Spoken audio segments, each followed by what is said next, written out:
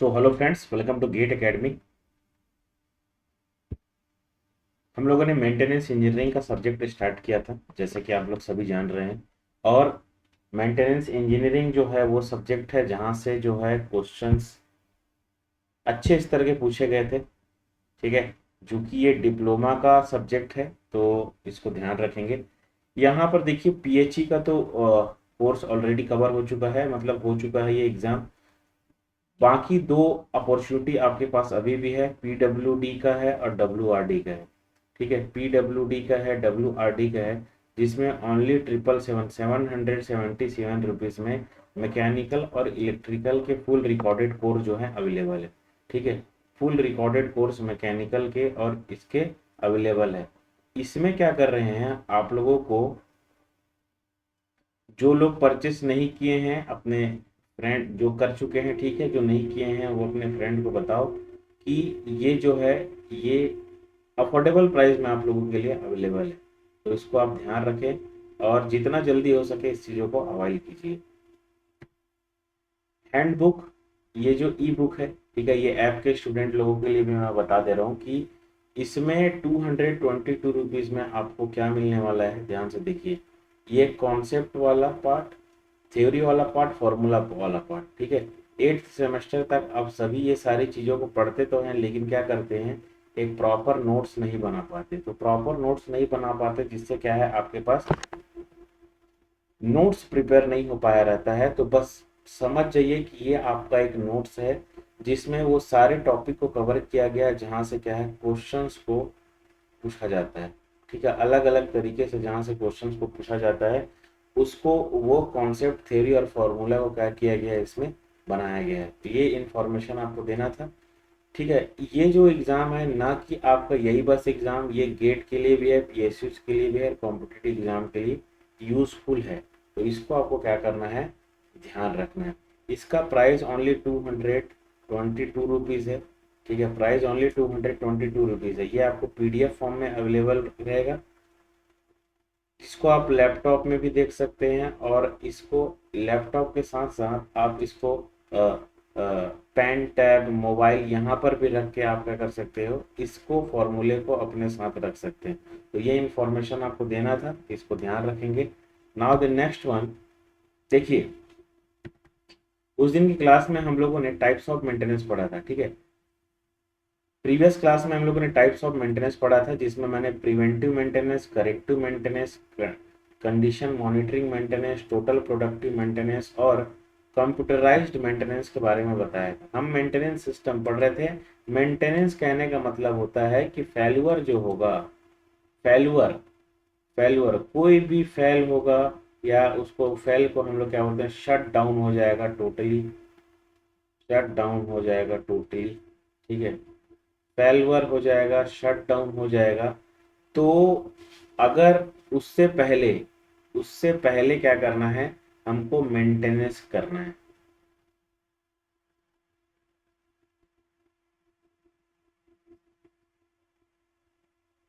ठीक है, तो इसको आपको क्या करना है, ध्यान रखना है। बस इससे पहले, फेल्यूर होने से पहले हमको जो भी चीजें करते हैं उसको, लाइफ को इंक्रीज करने के लिए, उसी को हम लोग क्या बोलते हैं, मेंटेनेंस कहते हैं। ठीक है, अब देखिए, तीन टाइप के जो मेंटेनेंस तो पढ़े थे, बट इसको क्या है मैं एलिबरेट नहीं कर पाया था। तो देखिए, प्रिवेंटिव मेंटेनेंस की अगर मैं बात करें तो प्रिवेंटिव मेंटेनेंस मतलब, इसको पीएम मेंटेनेंस भी बोलते हैं। Preventive maintenance involve performing the scheduled maintenance activity to prevent the equipment failure and extend it the lifespan. This can be included regular inspection, lubrication and the minor repairs. ये चीज समझ में आएगा। ये question direct पूछेगा, question पूछेगा कि inspection, lubrication and minor repair, कोई भी एक दे देगा। It related to which kind of preventive maintenance, which kind of maintenance, समझ में आएगा। चार ऑप्शन रहेगा, प्रिवेंटिव मेंटेनेंस, करेक्टिव मेंटेनेंस और आपका प्रिडिक्टिव मेंटेनेंस। अब ध्यान से सुनना, प्रिवेंटिव से ही समझ में आता है कि सपोज हमारा कोई फैक्ट्री हम चला रहे हैं, फैक्ट्री हम चला रहे हैं, इसको अगर हम रेगुलर इंस्पेक्शन करें, फैक्ट्री में क्या रहते हैं, गैस पाइप वॉल्व रहेंगे, वाटर पाइप वॉल्व रहेंगे, मशीनरीज रहेगी जो रोटेटिंग मशीनरीज होती है, रोटेटिंग मशीनरीज रहेगी। इन सारे मशीनों पे अगर लुब्रिकेशन टाइम टू टाइम लगाया जाए तो अगर रोटेटिंग मशीन अगर शाफ्ट बेंड हो गया या फिर गियर है वो थोड़ा डैमेज हो गया, जिसको बोलते हैं, जिसको हमको माइनर अगर रिपेयर करने की जरूरत पड़े तो हम रिपेयर कर दे तो ठीक है, और इसके बाद लुब्रिकेशन अप्लाई कर दे तो ऑलरेडी क्या हो जाएगा, आपके जो लाइफ है, आपका जो लाइफ है वो क्या हो जाएगा, इंक्रीज हो जाएगा।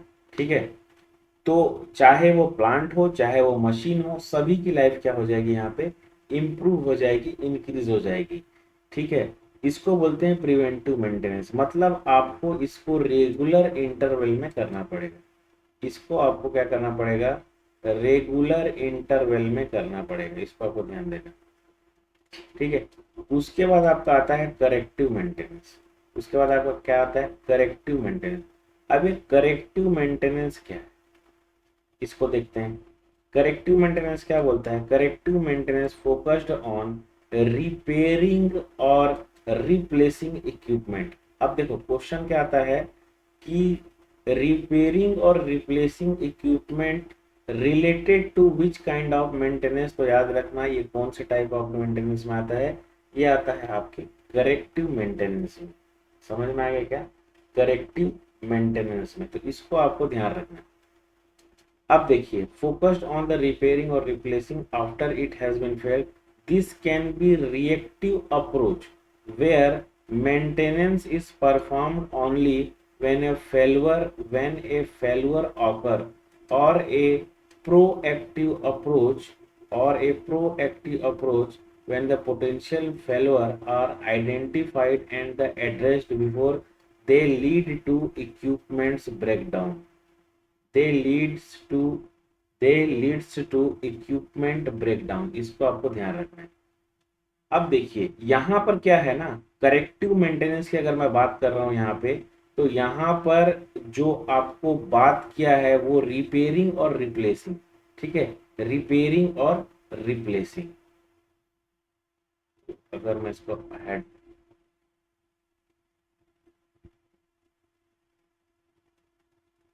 रिपेयरिंग और रिप्लेसिंग जहां पर आ गया, कौन सा मेंटेनेंस आ गया, करेक्टिव मेंटेनेंस। कौन सा मेंटेनेंस सिस्टम आ गया, करेक्टिव मेंटेनेंस सिस्टम।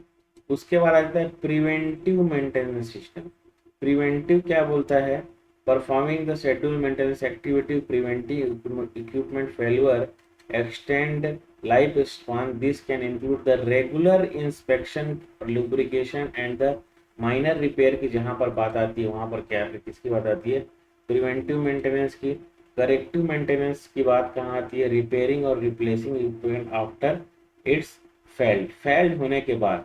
ये जो मतलब प्रिवेंटिव मेंटेनेंस जो होगा वो फेल होने के पहले की कहानी है, और ये जो करेक्टिव मेंटेनेंस जो होता है ना, अगर कोई रिप्लेसिंग और रिपेयरिंग मटेरियल अगर फेल हो गया तो ये उसकी कहानी है। ठीक है, इसको ध्यान रखना। उसके बाद आता है कौन, predictive maintenance. Predictive maintenance, predictive maintenance uses monitoring technique to predict potential failure before they occur. This involve the collecting data on equipment condition such as vibration, temperature and pressure, and using that data to forecast when the maintenance is needed. ठीक है, ये होता है क्या आपका predictive maintenance, ये होता है क्या आपका प्रिडिक्टिव मेंटेनेंस। प्रिडिक्टिव मेंटेनेंस मतलब क्या होता है, आपको जैसे पहले से क्या किया, आपने प्रिडिक्ट किया हुआ, आप पहले से क्या करते हैं, किसी चीज को प्रिडिक्ट कर लेते हैं कि भैया प्रॉपर मॉनिटरिंग करना है, नहीं तो क्या हो जाएगा, चीजें फेल हो सकती है। आपको पता है कि पाइपलाइन है, अगर इसको प्रॉपर मॉनिटरिंग नहीं करेंगे, आपको पता है कि ये पाइपलाइन है, बहुत दिनों से है जिसका यूज हो रहा है, ठीक है, तो इसको मैं अगर रिपेयर नहीं किया पर्टिकुलर टाइम इंटरवल में, तो ये क्या हो सकता है, ये लीकेज कर सकता है, ये पाइप किसी का भी हो सकता है। सपोज कोई रोटेटिंग डिवाइस है, गियर है, शाफ्ट का इशू है, गियर के टीथ का इशू है, समझ में आ गया, तो इसको आपको अगर पता है, ठीक है, तो उसको कि हम क्या बोलते हैं, uses of monitoring technique to predict the potential failure before they occur. ठीक है, पहले से ही अपन को प्रिडिक्ट कर लेते हैं कि यहाँ से हो सकता है, तो उसको हम क्या करते हैं, मेंटेनेंस कर देते हैं।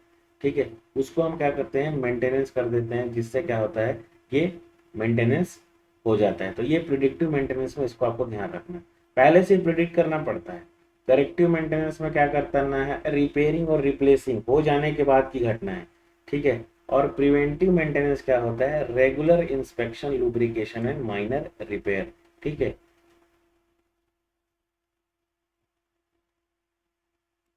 इसको ध्यान रखेंगे। ठीक, ये हो गया। उसके बाद कंडीशन बेस्ड मेंटेनेंस, CBM, इसको ध्यान रखेंगे। कंडीशन बेस्ड मेंटेनेंस क्या बोलता है, is a type of the predictive maintenance that relies on real time data to determine when maintenance is needed. It involve what? It involve continuously monitoring the condition of equipment using sensor and other monitoring device। ठीक है, इसको याद रखना है। ये predictive maintenance है। Predictive maintenance मतलब fail होने के पहले से ही हम क्या कर देते हैं, प्रिडिक्ट कर देते हैं। Real time data to determine when maintenance is needed. It involve continuously monitoring the condition of equipment. समझ में आ गया। कंडीशन बेस्ड कहने का मतलब ये होता है, अगर जहां पर नीड हुआ वहां पे हमको क्या करना है, मेंटेनेंस करना है। समझ में आ गया। अगर आपके बाइक का एयर फिल्टर खराब है, नीड है, तो उसको करवा लो, नहीं तो वो आपके पर्टिकुलर जो होते हैं, अगर आपका प्रॉपर वर्क नहीं कर रहा है एयर फिल्टर, तो उससे ये होगा कि वो प्रॉपर एयर को शक नहीं कर पाएगा, इफिशियंसी जो होता है डाउन हो जाएगी। समझ में आ गया। तो इसको आपको क्या करना है, ध्यान रखना है।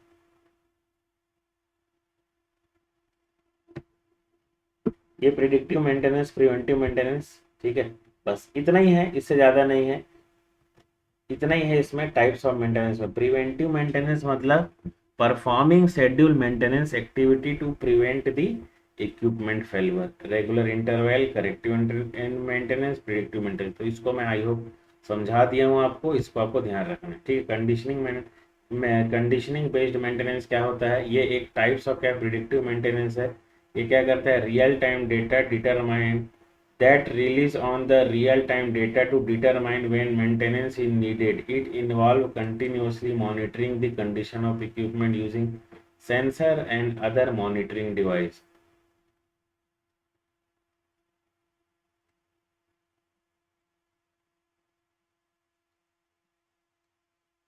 अदर मॉनिटरिंग डिवाइस, ये हो गया। अब आगे देखेंगे, यहीं तक हम आए थे लास्ट क्लास में। ठीक है, splash oil feed lubrication, splash oil feed lubrication मैं आपको प्रीवियस क्लास में बताया था, उसको हमेशा ध्यान रखना। ये क्वेश्चन PHE में भी आया है।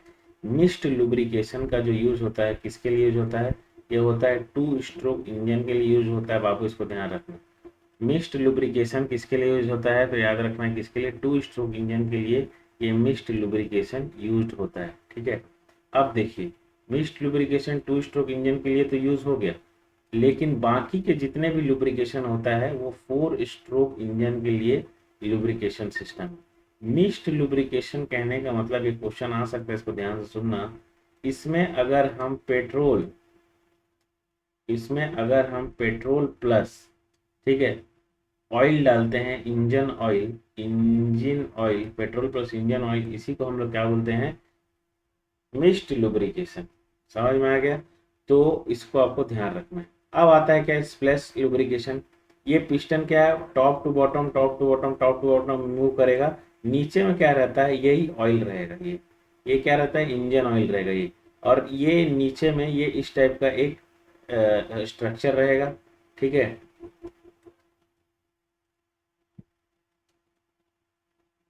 ये इसको क्या बोलते हैं, स्कूप्स, स्कूप्स बोलते हैं इसको। इसको क्या बोलते हैं, स्कूप्स। ये जो है ना, इसी को क्या बोलते हैं, स्कूप्स। तो इसको आपको ध्यान रखना। ये जो स्कूप है, ये जो स्कूप है, यही क्या करता है, यहाँ जाएगा, अगर नीचे आएगा तो यहाँ जाएगा, ऊपर जाएगा तो छलकाते हुए ले जाएगा, फिर नीचे आएगा, फिर छलकाएगा, फिर नीचे आएगा, फिर चल जाएगा। इसको हम क्या बोलते हैं, स्कूप बोलते हैं, इसको ध्यान रखना बाबू, इसको हम क्या बोलते हैं, स्कूप। ठीक है, ये तो लुब्रिकेशन ऑयल है, ये क्या है आपका scoop. Creating an oil mist which settle into the droplets. अब देखो स्प्लैश, ये क्या करेगा, जैसे ही छिड़केगा ये इंजन की ओर जाएगा, इंजन की ओर जाएगा, और इंजन के जो जो पार्ट हैं, ठीक है, मूविंग पार्ट है, उसको क्या करता है, ये लुब्रिकेशन प्रोवाइड करता है। तो अगर आप इसको पढ़ोगे तो आपको समझ में आ जाएगा, एन इंजन दैट स्प्लेस्ड मतलब छिड़कना होता है। Lubrication required neither oil pump nor oil filter. Splash lubrication is an anti-queue system where the scopes on the big end of the connecting rod deep into the oil sump and the splash the lubricant upward toward the cylinder creating an oil mist which settle into the droplets। तो इसको आपको क्या करना है, ध्यान रखना है, very important things आपके एग्जाम के पॉइंट ऑफ व्यू से। ठीक है, ये हो गया क्या आपका splash oil feed lubrication system. ये कहाँ यूज होता है सर, तो ये याद रखना, ये कहाँ यूज होता है, ये 4 स्ट्रोक इंजन में यूज होता है। कहाँ यूज होता है, तो ये 4 स्ट्रोक इंजन में क्या होता है, यूज होता है। ठीक है, नेक्स्ट। अब देखिए ये फोर्स्ड ऑयल फीड लुब्रिकेशन, ये भी 4 स्ट्रोक इंजन में यूज होता है, ध्यान रखेंगे इसको, ये 4 स्ट्रोक इंजन में यूज होता है। ठीक है, क्या कर रहे हैं हम लोग, लुब्रिकेशन क्या है, लुब्रिकेशन क्या है, एक प्रिवेंटिव मेंटेनेंस है। लुब्रिकेशन क्या है, प्रिवेंटिव मेंटेनेंस है ना, तो लुब्रिकेशन को याद रखना बाबू, प्रिवेंटिव मेंटेनेंस है ये। ठीक, अब देखो जब भी आप लुब्रिकेशन की बात आती है और जहां पर भी फोर्स और ऑयल की बात आती है,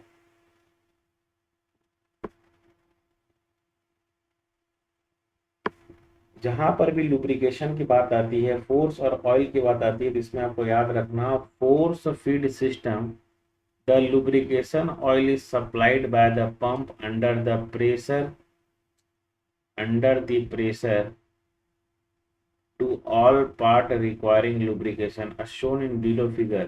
The oil under the pressure is supplied to main bearing of the crankshaft and camshaft। ठीक है, ये क्या रहता है, कुछ नहीं, ये ऑयल फिल्टर रहेगा। यहाँ पर क्या करते हैं, सिर्फ पंप का यूज करते हैं। Forced oil feed pump lubrication में क्या बोलेगा, पंप। अब पंप है तो क्या रहेगा, फोर्सफुली क्या हो जाएगा, इंजन के सभी पोर्शन पे जाएगा, फोर्सफुली क्या हो जाएगा, इंजन के सभी पोर्शन में जाएगा। लेकिन जो स्प्लैश वाला था वो क्या करेगा, वो छिड़केगा फिर धीरे धीरे जाएगा, फिर छिड़केगा फिर धीरे धीरे जाएगा, अरेंजमेंट। ठीक है, इसमें भी ऐसे ही अरेंजमेंट रहता है स्प्लैश में भी, बट आपको क्या है, इसको बताने के लिए ये स्कूप को बताया गया। इसको ध्यान रखना, एक क्वेश्चन आया हुआ है कि स्प्लैश लुब्रिकेशन में ऊपर की तरफ कौन छिड़कता है, तो इसको स्कूप को याद रखना है, इसको याद रखना, स्कूप्स को याद रखना बाबू। ठीक, next thing, force oil feed, इसमें बता दिया जहां पर भी फोर्स ऑयल है तो याद रखना यहाँ पे प्रेशर को इंक्रीज किया जाता है और पंप का यूज किया जाता है।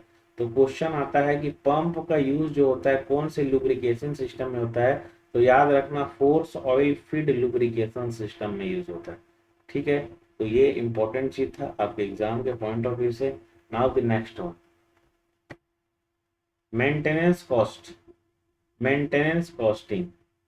ठीक है, the maintenance phase is an important element of the equipment life cycle during which the equipment must be maintained the satisfactory for the effective performance।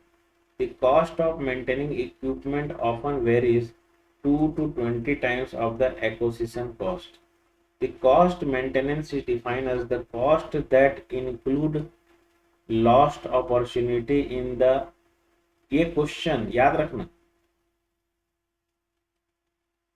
cost maintenance defined as the cost that include lost opportunities up to rate, yield and the quality due to the non-sparing or the unsatisfactory operating equipment in the addition to cost involved with the equipment related degradation of the safety of people, property and the environment। Now the next thing, however, often maintenance cost is simply described as a labor and the material expenses। इसको रट देना, इसको क्या कर देना, रट देना। इसको इतना पढ़ने का बस मकसद यही है कि सिर्फ इसी को खोजना, समझ में आ रहा है, और आपको बताना कि पढ़ना तो बाबू ऐसा ही पड़ेगा। कैसे? ऐसे। However, the often maintenance cost is the simply described as a labor and the material expenses. Labor and the material expenses. तो इसको आपको ध्यान रखना है। वेरी इंपॉर्टेंट थिंग्स आपके एग्जाम के पॉइंट ऑफ व्यू से, ठीक है, बहुत इंपॉर्टेंट है आपके एग्जाम के पॉइंट ऑफ व्यू से, तो इसको आपको क्या करना है, ध्यान रखना है। नाउ द नेक्स्ट वन, ये सारे रीजंस है, ठीक है। मेंटेनेंस कॉस्ट, अगर इसको एक चीज और ध्यान लो, मेंटेनेंस कॉस्ट अगर इंक्रीज होगा तो कॉस्ट क्या होगा, cost of breakdown shutdown क्या होगा, डिक्रीज होगा। कॉस्ट ऑफ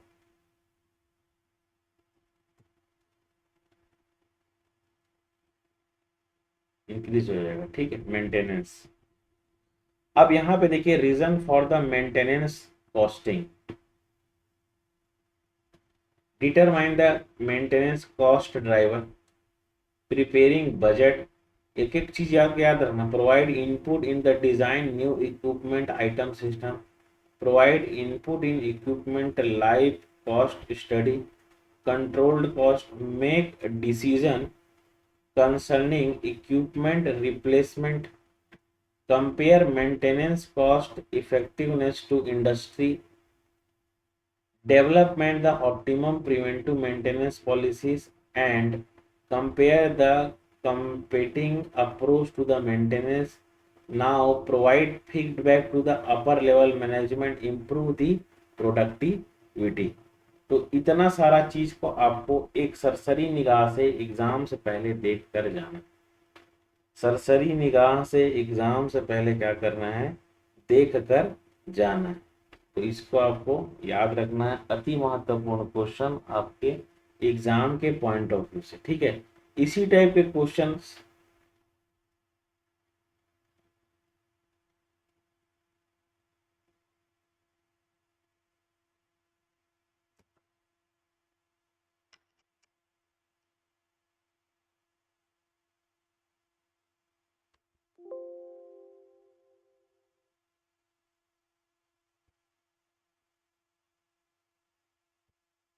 तो इसी टाइप के क्वेश्चन जो होते हैं आपको देखने को मिलते हैं, ठीक है।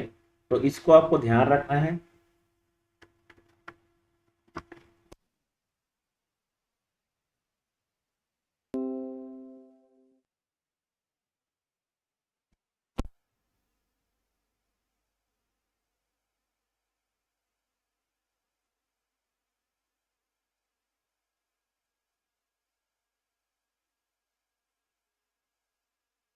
ओके, तो ये क्या था, reason for the maintenance costing, तो ये सारी चीज को हम देखें। उसके बाद prepare budget, providing control cost, ये होते हैं, ये सारी चीजों को आपको ध्यान रखना है, एक बार रीड करना है बस, ठीक है।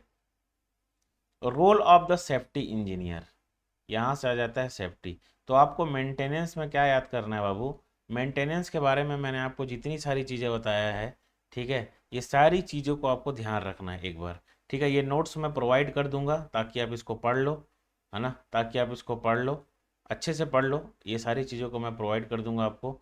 मेन है मेंटेनेंस में आपको जो पहला क्लास बताया था वो, उसके बाद मेंटेनेंस में जो हम ये पढ़िए, प्रिवेंटिव, करेक्टिव और प्रिडिक्टिव मेंटेनेंस पढ़िए, कंडीशन बेस्ड मेंटेनेंस पढ़े ये अलग, then preventive maintenance, corrective maintenance, conditioning maintenance and total productive maintenance, इसको आपको क्या करना है, ध्यान रखना है, ठीक है। स्प्लेश ऑयल फीड लुब्रिकेशन, इसके बारे में हम लोग देखे थे, तो इसको याद रखना, ये आपका आईसी इंजन में भी काम आएगा, ठीक है। इसके बारे में मैं सारी चीज़ें बता दिया था डिटेल में। मेंटेनेंस कॉस्टिंग में ये सारी चीज़ों को आपको क्या करना है, ध्यान रखना है, ठीक है। बस इस याद रखना, मेंटेनेंस कॉस्टिंग जब बढ़ेगा तो ब्रेक डाउन कॉस्टिंग क्या हो जाता है, कम हो जाता है, ब्रेक डाउन कॉस्टिंग क्या हो जाता है, कम हो जाता है, इसको ध्यान रखना, ठीक है। उसके बाद ये सारी चीज़ें reason for the maintenance costing में सारी चीज़ देख लीजिए,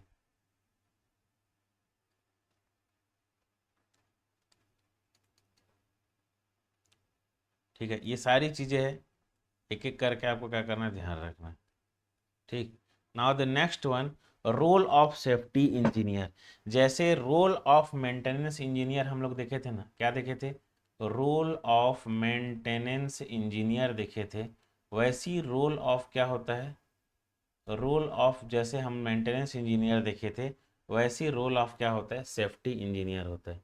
वैसी क्या होता है, रोल ऑफ सेफ्टी इंजीनियर। ठीक है, तो इसको आपको क्या करना है, ध्यान रखना है।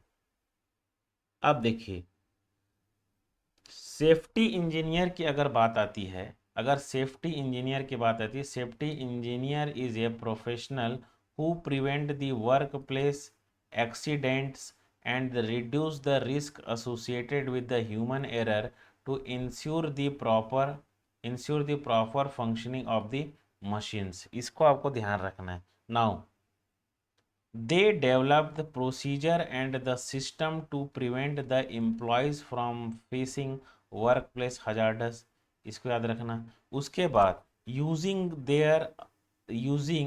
their assessment analytical using their assessment analytical and the critical thinking skill, this professional create in engineered system and designed to ensure that the chemical machinery or the software do not harm the employees or the damage the properties। इसको आपको ध्यान रखना। ठीक है, बस इसको आपको ध्यान रखना है। मतलब अगर यहाँ पे क्वेश्चन में सेफ्टी इंजीनियर के बारे में बात किया है, तो safety engineer is A professionals who prevent the work place accident and reduce the risk associated. ये क्वेश्चन ऐसे आएगा, सेफ्ट हु प्रिवेंट ऐसी करके आएगा, हु प्रिवेंट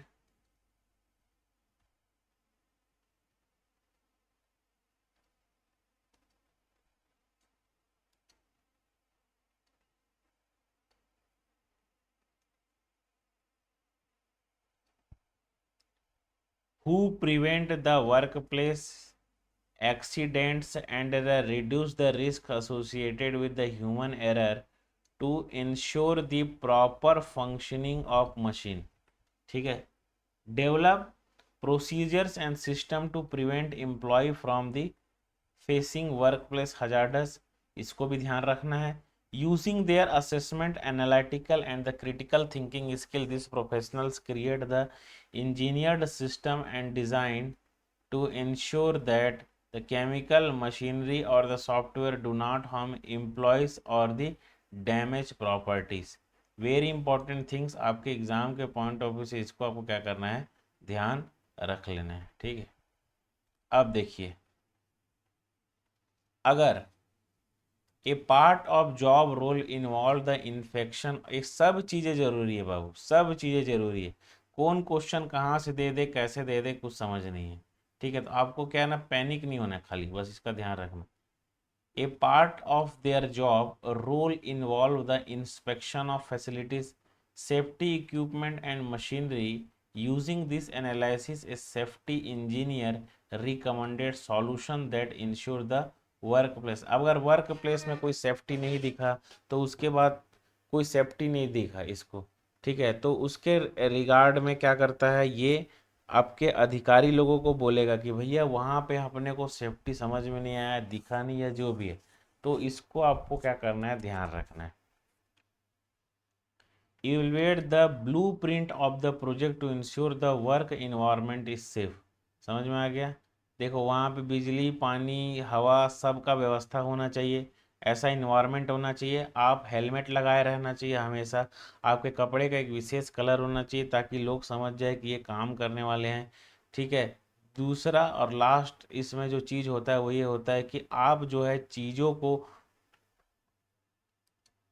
आप जो है इसमें चीज़ों को सीरियस वे में ले ताकि आपका सेफ्टी हो सके। ठीक है, ये प्लांट वालों के लिए खासकर होता है। प्लांट प्लांट कहने का मतलब ये नहीं है कि सिर्फ मैंने बिजली प्लांट या लोहा प्लांट की बात कर दी, फार्मा इंडस्ट्री से लेके सारी चीज़ें जो होता है इसमें होता है। ठीक है, design detail safety plan to maintain a safe work environment.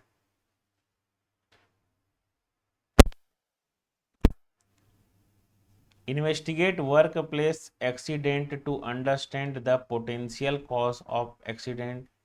educate employees on the best practices of using the equipment and the machinery, ensure that employees wear the protective gear and the safety helmet। मैंने बताया ना, ये भैया बहुत ज़रूरी है कि helmet पहनना और क्या बोलते हैं, हेलमेट पहनना और ग्लव्स पहनना बहुत ज़रूरी है।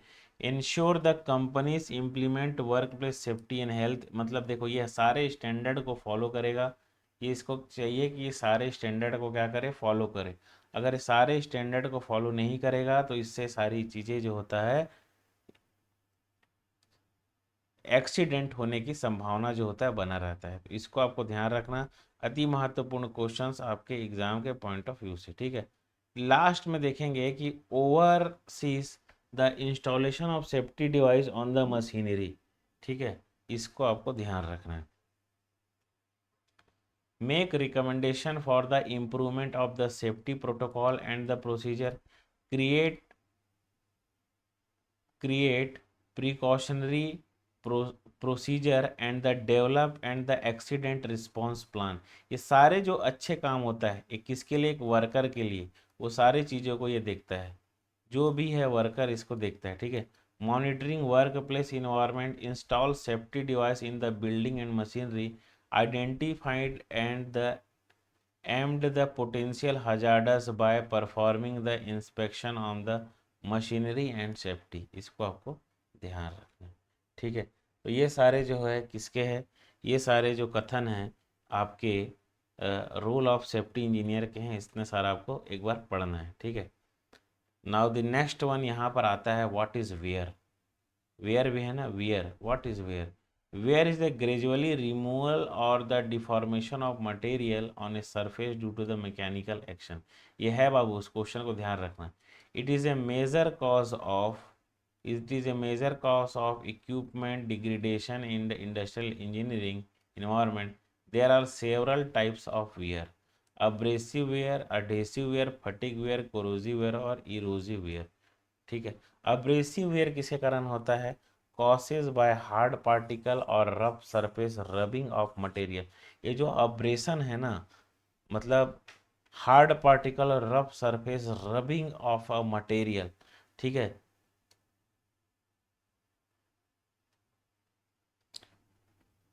आप बार बार रब करोगे, ठीक है, जैसे सैंड पेपर, ये जो सैंड पेपर में आप लकड़ी को घिसो, लोहे को घिसो, किसी से भी घिसो उसको, समझ में आ रहा है, कुछ ना कुछ तो आपको मिलेगा। अब लोहा वाला सोच रहे हैं, अब लोहे वाले, अब आप लोग बोलेंगे लोहे में कहाँ होता है, बिल्कुल होता है, ठीक है।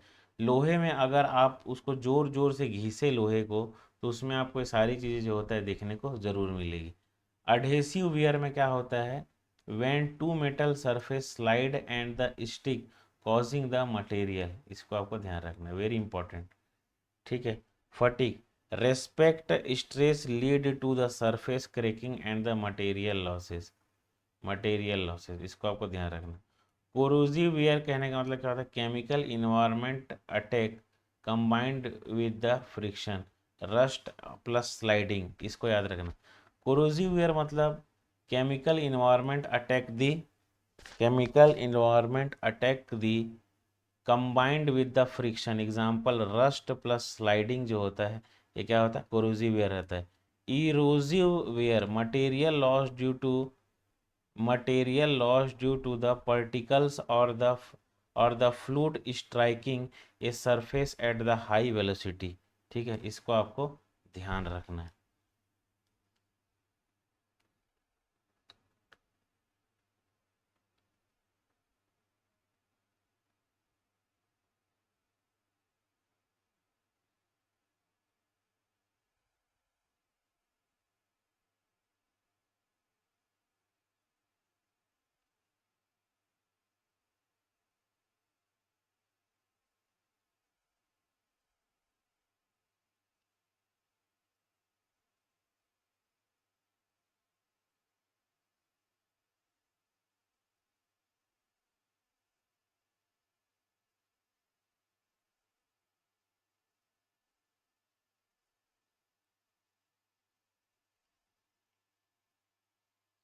देखिए ये हो गया इरोजन वेयर, इरोजन वेयर में क्या होता है, surface at the high velocity. Erosion wear में क्या होता है, सरफेस प्लस हाई वेलोसिटी। तो इसको आपको ध्यान रखेंगे, ठीक है। उसके बाद effect of wear in maintenance engineering, ये सब आया हुआ क्वेश्चन। इफेक्ट कौन कौन से इफेक्ट, ये वेयर में आपको समझ में आ गया। अब क्वेश्चन में ये पूछ देगा, 3 ठोक दे देगा और 1 ठोक क्या कर देगा, गलत कर देगा। तो आपको ध्यान रखना है कि कौन कौन से टाइप के वेयर है, abrasive wear, adhesive wear, fatigue wear, ठीक है। Repeated stress lead to the surface cracking. Fatigue मतलब क्या, रिपीटेड स्ट्रेस मतलब आप तार को मोड़ते हैं ना, एक बार इधर करके, एक बार इधर करते, इधर करते, रटारट मोड़ते हैं, बस उसी को बोलते हैं। कोरोजिव वेयर में समझ में, chemical environment attack the combined with the friction, rust और स्लाइडिंग, ठीक है। इरोजिव मतलब material loss due to the particle of fluid. Fluid को जब पार्टिकल, कुछ भी पार्टिकल और फ्लूड को जब स्ट्राइक करते हैं ना, तो जो सरफेस में रफनेस आता है उसी को हम लोग क्या बोलते हैं, इरोजन। तो मतलब जो टरबाइन के ब्लेड होते हैं उसमें क्या होता है, इरोजन। ये क्वेश्चन आया हुआ है, टरबाइन के ब्लेड में क्या होता है, तो आपको ध्यान होना चाहिए, टरबाइन के ब्लेड में क्या होता है, इरोजन, ठीक है। Now the next one, effect of wear in the maintenance engineering, increase the down time, ठीक है, इसको याद रखना। Worn parts lead to the machine break down requirement shut down, ठीक है। Effect of the wear maintenance engineering, shut down for the repairing और the replacement cost, unscheduled outage affecting the production time, ठीक है। Then इसको याद रखिएगा आप, reduced equipment, energy inefficiency, lower product, और यहाँ पर क्या हो जाता है, सेफ्टी हजार्ड्स, सेफ्टी हजार्ड्स, ठीक है। तो यहाँ तक हम लोगों ने किया, इसको ध्यान रखेंगे। इसमें क्या है ना, कुछ एमसीक्यू क्वेश्चंस को भी देखते हैं, ठीक है। कुछ एमसीक्यू क्वेश्चंस को भी देखते हैं, तो आपको सारी चीज़ें क्या क्लियर होगी इसमें।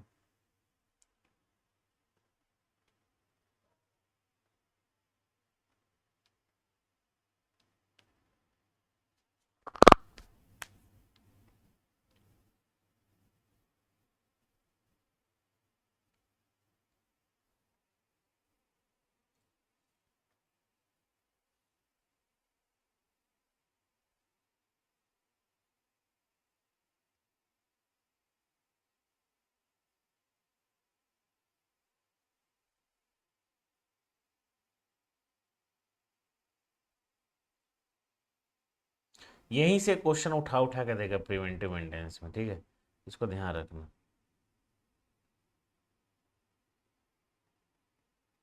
देखिए, what are the primary objective of the maintenance engineering, क्या है भैया primary objective of the maintenance engineering. Primary objective of the maintenance engineering क्या है, to ensure the machinery and equipment operate reliable and the efficient. इसको याद रखना जीवन पर्यंत, जब तक एग्जाम नहीं हो जाता, ठीक है। देखिए क्योंकि, देखिए, to ensure the machinery and equipment operate the reliable and the official, why maintenance engineer focus on ensuring the machinery and equipment are kept in the working order, operation reliable and the efficiently through regular maintenance and the repair। इसको आपको ध्यान रखना है। what is the preventive maintenance, preventive maintenance क्या होता है, what is the preventive maintenance, perform at the failure occurred, पहला option. दूसरा ऑप्शन यहाँ पर है, regular maintenance carried out to prevent the equipment failure, maintenance based on the fixed schedule, ठीक है। तो मैं ये कहीं ना कहीं तो तुक्का सही होता है ना, regular maintenance carried out to prevent the equipment failure, क्या ये नहीं पढ़ाया था प्रिवेंटिव मेंटेनेंस में। प्रिवेंटिव मेंटेनेंस में ये सारी चीज़ें मैं बता देता, मैं ऑलरेडी बोल चुका हूँ, नहीं बोला हूँ तो इसको याद रखना, जो यहाँ पर मैं गोदागादी कर रहा हूँ उसको याद रखना। समझ में आ रहा है, ये सब तुम ही लोगों के लिए। Regular maintenance carried out of the preventive equipment failure, ठीक है। Explanation, preventive maintenance involve the regular planned maintenance activity aimed at the preventing unexpected equipment failure and the minimizing down time। What is the purpose of condition monitoring in the maintenance engineering, condition monitoring in the monitoring that financial condition,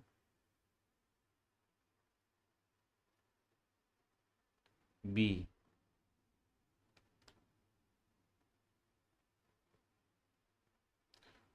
to monitor and the analyze the condition of equipment to predict the failure, ये है। What is the predictive maintenance? क्या होता है predictive maintenance, बताइए, सोचो सोचो सोचो सोचो, प्रिडिक्टिव मेंटेनेंस क्या होता है? नीचे आ गए।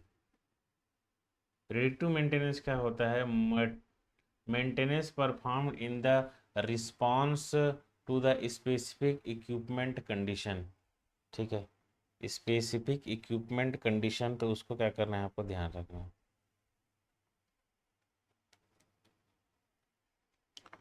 तो इसका आंसर क्या हो जाएगा, चौथे का आंसर क्या हो जाएगा, maintenance perform in response the specific.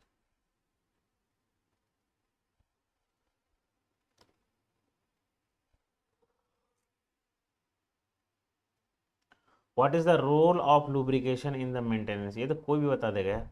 Role of lubrication क्या है? To reduce, to increase the friction, ये तो होगा नहीं। To decrease the efficiency of the machine, ये भी नहीं। To enhance the temperature of machinery, ये तो C for Chennai will be the क्या हो जाएगा यहाँ पे, करेक्ट आंसर हो जाएगा, इसको याद रखना। What is the maintenance schedule? Maintenance schedule पढ़े थे क्या हम लोग? A plan document outline financial expenditure, a plan for when and how maintenance tasks should be performed। ये तो सही है।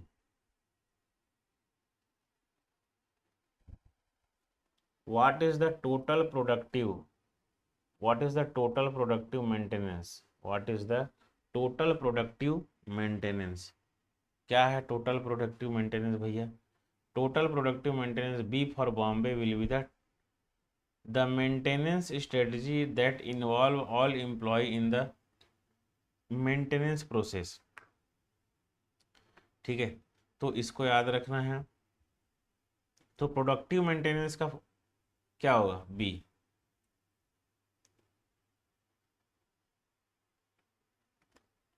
बी, ठीक है, आपको ध्यान रखना। तो आज के क्लास के लिए इतना ही करेंगे। Thank you very much, wish you all the very best.